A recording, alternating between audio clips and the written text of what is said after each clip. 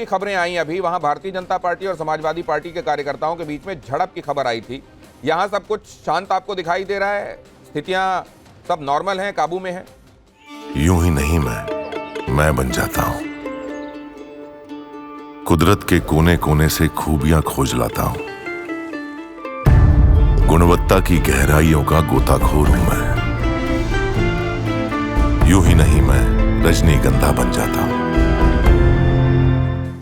देखिए, उत्साह, उमंग और खुशी नजर आ रही है। लड्डू बांटने की तैयारी की जा रही है, क्योंकि अगर जो रुझान है नतीजों में तब्दील होते हैं तो ये पहली बड़ी जीत होगी अखिलेश यादव की अगुवाई में। क्योंकि मुलायम सिंह के दौर में 2009 में लगभग 36 लोकसभा सीटों पर समाजवादी पार्टी ने परचम लहराया था, लेकिन उसके बाद 2014, 2017, 2019, 2022 लगातार 4 चुनाव अखिलेश यादव ने हारे हैं। तो ऐसे में जब से वो समाजवादी पार्टी के अध्यक्ष बने हैं तो बेहतर प्रदर्शन होगा, तो उसकी खुशी कन्नौज में देखी जा रही है। बगल की सीट मैनपुरी है, जहां से उनकी पत्नी डिंपल यादव चुनावी मैदान में है।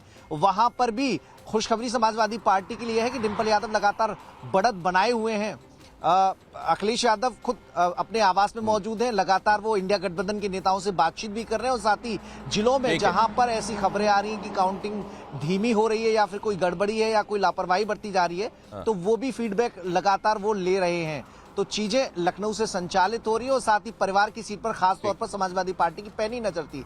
कल जो स्ट्रेटजी बनाई गई थी दिनेश, उसमें परिवार की सीटों पर परिवार के बड़े सदस्यों को जिम्मेदारी दी गई थी कि वो वहां पर मौजूद रहे। रामगोपाल यादव अपने बेटे के लिए फिरोजाबाद में मौजूद है, शिवपाल सिंह यादव बदायूं वहां पर आदित्य यादव के साथ मौजूद है, धर्मेंद्र यादव के भाई अनुराग यादव आजमगढ़ में मौजूद हैं, डिंपल यादव के साथ तेज प्रताप यादव मौजूद हैं, और कन्नौज में जो समाजवादी पार्टी के बड़े नेता हैं उन्होंने मोर्चा संभाल रखा है। पार्टी कार्यालय पे भीड़ जमा हो गई है। हालांकि अखिलेश यादव को पहुंचना था दिनेश, लेकिन अब अखिलेश यादव नहीं पहुंचेंगे, लखनऊ में रहकर ही चीजें मैनेज करेंगे, और जो जीत का सर्टिफिकेट होगा वो उनकी ओर से कोई उनका जो नामित प्रतिनिधि होगा वो रिसीव करेगा। क्योंकि लखनऊ में अब काम बढ़ गया है, लगातार जो जीत की खबरें आ रही हैं, जो बढ़त बनाने की खबरें आ रही हैं, तो उन नेताओं से संपर्क साधा जा रहा है। मैं साकेत के पास भी जाना चाहता हूं। बिहार से कई तरह की खबरें आ रही हैं, कई जगहों पर ऐसी सीटें जहां मार्जिन बहुत कम, यहां तक कि 36 वोट से सिर्फ अभी जो आगे पीछे का मामला है वो चल रहा है। ये ओवरऑल बिहार से आपको क्या खबर मिल रही है? दूसरे कई लोग इस पर भी कानाफूसी करने लगे हैं कि नीतीश कुमार अपने स्टैंड के साथ बने रहेंगे, जहां पर हैं वहीं पर ना।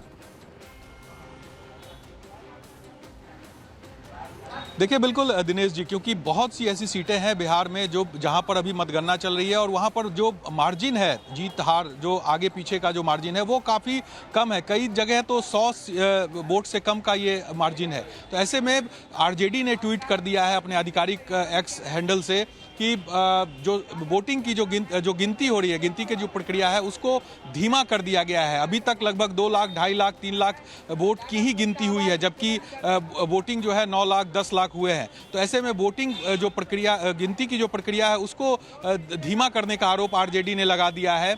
और दूसरा सवाल जो आपने नीतीश कुमार को लेकर पूछा है, तो निश्चित तौर पर जो आंकड़े जो दिख रहे हैं उस आंकड़ों को देखते हुए ये कहा जा सकता है कि जो सहयोगी पार्टियां हैं अब उसकी मजबूती पर सब कुछ डिपेंड करेगा, और वो कहीं ना कहीं मजबूत हुए हैं। बिहार में भी आप देखिए नीतीश कुमार अच्छी खासी सीट यहां पर जीतते हुए दिख रहे हैं। मार्जिन कई सीटों पर बहुत ज़्यादा बढ़ चुका है।